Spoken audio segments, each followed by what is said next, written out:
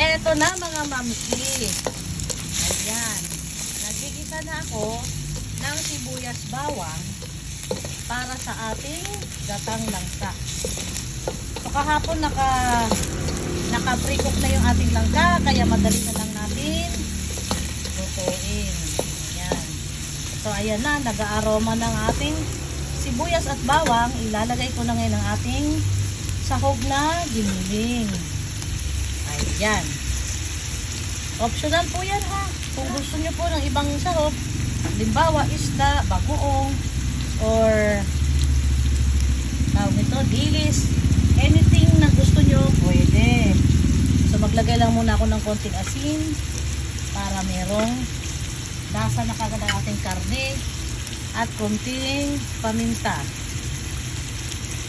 Ayan.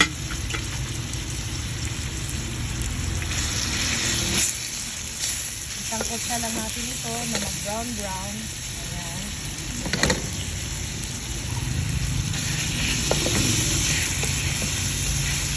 Ayan.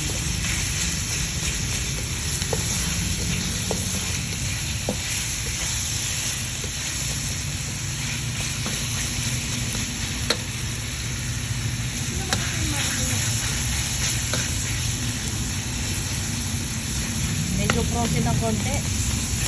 Kaya